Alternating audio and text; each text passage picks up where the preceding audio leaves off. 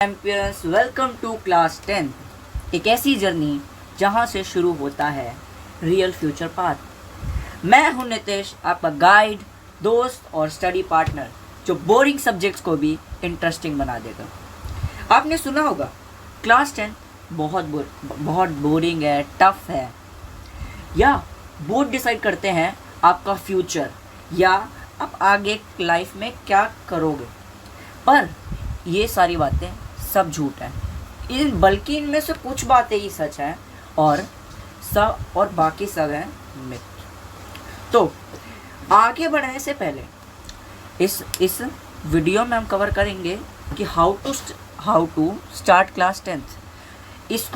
इस टॉपिक को शुरू करने से पहले हम एक कहानी सुनते हैं जो दो बच्चों के बारे में है, रोहन और मोहन। अब ये देखो, रोहन 6 घंटे पढ़ता था, उसकी जगह पे मोहन सिर्फ 3-4 घंटे पढ़ता था और कम पढ़ता था। दोनों सेम स्कूल में हैं, सेम बुक से पढ़ते हैं। रोहन से हर किसी ने आस लगा रखी थी कि वो कुछ करके दिखाएगा और 95% लाएगा, वो इस बार टॉप करेगा स्कूल में, या कुछ वो एक रिमार्केबल रिजल्ट लाएगा। पर जब रिजल्ट आया तो इसका क्या हुआ, बिल्कुल उल्टा हुआ। एज द एक्सपेक्टेशन से बिल्कुल उल्टा हुआ। रोहन का रिजल्ट 35% आया, और जबकि मोहन जो 3-4 घंटे पढ़ता था उसका रिजल्ट 95% आया।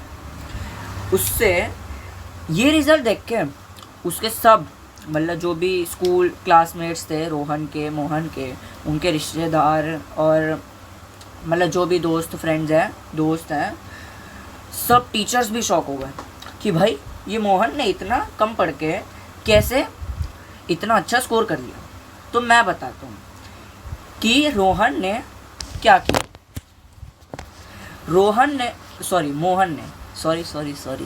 मोहन ने की स्मार्ट स्टडी और रोहन ने किया हार्ड वर्क बिना कुछ करे।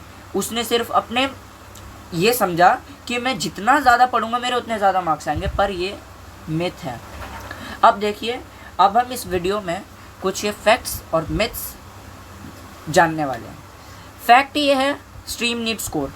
बिल्कुल, आप जब 10th के बाद, जब आपका रिज़ल्ट आने से पहले ही जब आप स्ट्रीम चूज़ करोगे, वो उसको आपको मार्क्स के बेसिस पे जज करते हैं कि आप साइंस लोगे, कॉमर्स लोगे और आर्ट्स लोगे या ह्यूमैनिटीज़। ये ध्यान रखना, आप कोई सी भी स्ट्रीम लो, कोई सी भी स्ट्रीम बेकार नहीं है। सब आजकल जैसा सराउंडिंग्स है और जैसा इन्वायरमेंट है, उसमें आप अगर आप जैसे बोलते हो कि मैं एक आर्ट्स स्टूडेंट हूँ, तो लोग समझते हैं कि क्या है यार, ये पढ़ने में अच्छा नहीं होगा, इसे मिल गई है। जबकि कुछ बच्चे आर्ट्स से ही सारी गवर्नमेंट पोस्ट होती हैं, गवर्नमेंट जॉब्स के लिए तैयारी शुरू कर सकते हो आप। नहीं तो आपको साइंस स्ट्रीम से उल्टा जाना पड़ता है, हिस्ट्री, ज्योग्राफी, पॉलिटिक्स, ये सब पढ़ना पड़ता है फिर आपको बाद में, जिसमें हम 11th में ये सब पहले ही पढ़ गए। तो इसको छोड़ के मिथ ये है क्लास 10th के लिए कि आपको टॉपर बनने के लिए या 95+ स्कोर करने के लिए, 90, 92, 93, 98 ऐसे मार्क्स स्कोर करने के लिए आपको 10 घंटे से भी ज़्यादा पढ़ना पड़ेगा, जो कि बिल्कुल मिथ है। Only topper succeeds. जो टॉपर होते हैं वही अच्छे मार्क्स ला सकते हैं, ये भी एक मिथ है। Marks decide future. देखो भाई, तुमने वो सुना है ना, a single sheet of paper can't decide his और हर फ्यूचर। तो ये बिल्कुल गलत बात है, ये बिल्कुल सही बात है। मार्क्स डिसाइड फ्यूचर, ये गलत बात है। क्लास 10th में कोचिंग नेसेसरी नहीं है।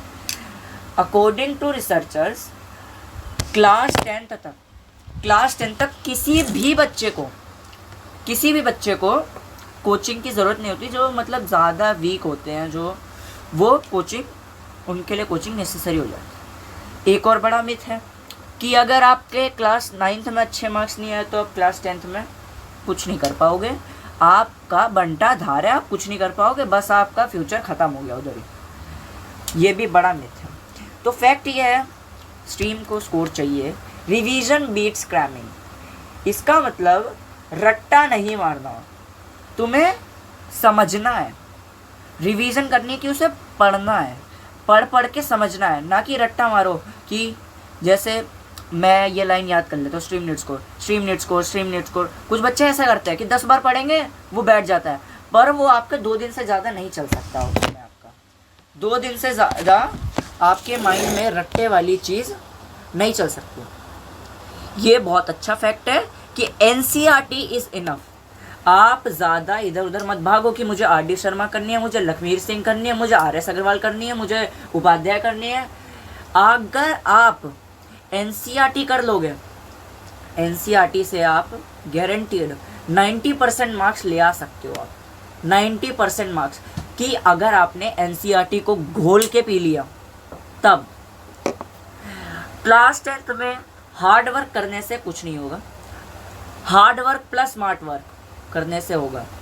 आपको इस क्लास में रट्टा बिल्कुल नहीं मारना, कॉन्सेप्ट्स को समझना है, क्योंकि कॉन्सेप्ट से ही आपका स्कोर बढ़ेगा। रट्टा मारने से कुछ नहीं होगा। आप अभी याद कर लो जैसे आप अभी कोई अपना, जैसे आपके स्कूल में कोई चैप्टर हो गया होगा हिस्ट्री का, साइंस का, उसको उठाओ, अभी रट्टा मार लो। 2-3 दिन बाद उसी का रिवीजन टेस्ट, सबसे आसान रिवीजन टेस्ट नहीं दे सकते आप रट्टा मार के। और अगर आपको वो अच्छे से समझ आ गया तो आप 1 साल बाद भी दे सकते हो आफ्टर थोड़ी रिवीजन, क्योंकि जब आप उसको समझ जाओगे अच्छे से तो आपको रट्टा मारने की या उसको भूलने की कोई दिक्कत ही नहीं होगी, मतलब भूल नहीं पाओगे आप उसे। तो अब ये बात आती है कि हाउ टू स्टडी स्मार्ट। तो अब मैं आपको बताऊंगा कैसे स्मार्ट स्टडी करें। तो स्मार्ट स्टडी करने का पहली चीज़ है सेट अ रियलिस्टिक गोल। आपको हमेशा एक रियलिस्टिक गोल, एक रियल गोल सेट करना होता है। ये नहीं कि मैं, जैसे आपके अगले महीने बोर्ड्स हैं, इस महीने जैसे हफ्ते 15 दिन बचे हैं और आप बोल रहे हो इस बार तो मैं 100% इस डिस्ट्रिक्ट में टॉप करूँगा, मैं स्टेट में टॉप करूँगा, मैं फर्स्ट आऊँगा, ईयर 1 लाऊँगा, तो वो पॉसिबल नहीं है। हाँ, जैसे मेरे हिसाब से तो किसी भी तरीके से पॉसिबल नहीं है। और हाँ, प्रशांत भैया, शोभित भैया, दिगराज सर की वीडियो देख के पॉसिबल है, पर without them it is not possible. ठीक है, इसके लिए आपको स्मार्ट गोल बनाना है। गोल मतलब हमेशा आपका स्मार्ट होना चाहिए और रियल होना चाहिए। स्मार्ट मतलब, स्मार्ट की एक फुल फॉर्म है specific, measurable, achievable, relevant, time based. Specific मतलब आपका गोल स्पेसिफिक होना चाहिए कि जो आपकी प्लानिंग, मतलब जो उसमें आपको सीधा कि अगर आप एक दिन में NCERT अपनी ख़त्म करना चाहो तो वो पॉसिबल नहीं है।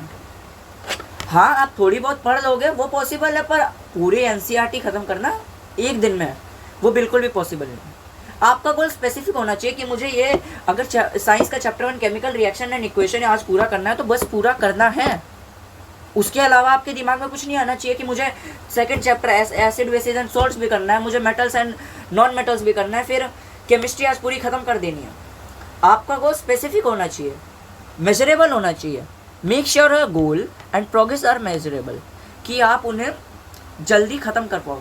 और आपका गोल हमेशा अचीवेबल होना चाहिए, रेलेवेंट होना चाहिए।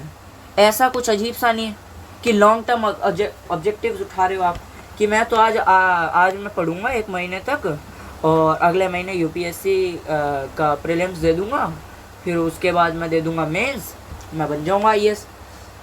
कोई ऐसी चीज़ें नहीं पॉसिबल है ना।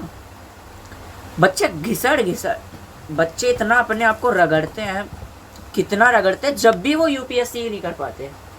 या बोर्ड्स में भी, बोर्ड्स तो इतना आसान है, UPSC की बात बहुत अलग बात है UPSC की। तो मैं आपको यही बताना चाह रहा हूँ कि आपका गोल अचीवेबल होना चाहिए, कि आप उसे अचीव कर पाओ।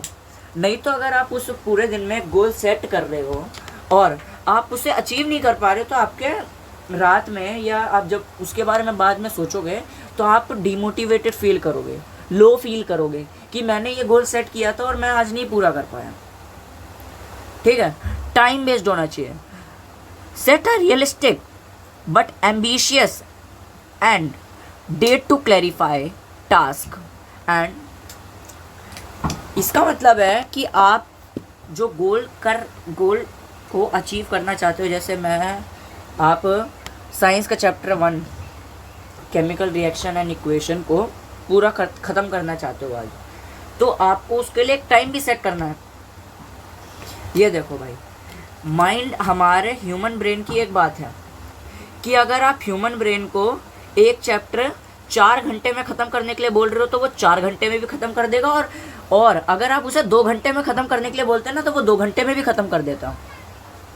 तो ये हर किसी के माइंड या ब्रेन के ऊपर डिपेंड करती है कि how his mind works on the typical situation. ठीक है। दूसरी बात, create a practical time table. आपका टाइम टेबल प्रैक्टिकल होना चाहिए। ये नहीं कि मैं सुबह 4 बजे उठूँगा, उधर से सीधा साइंस पढ़ूँगा 6 बजे तक, फिर 1 घंटे का रेस्ट लेके 7 बजे से 9 बजे तक, फिर मैं मैथ्स पढ़ूँगा 10 बजे से 12 बजे तक, इंग्लिश पढ़ूँगा 2 बजे से 4 बजे तक, एसएसटी पढ़ूँगा, और फिर मैं इनके PYQs लगाऊँगा, और फिर मैं साइंस, मैथ्स, एसएसटी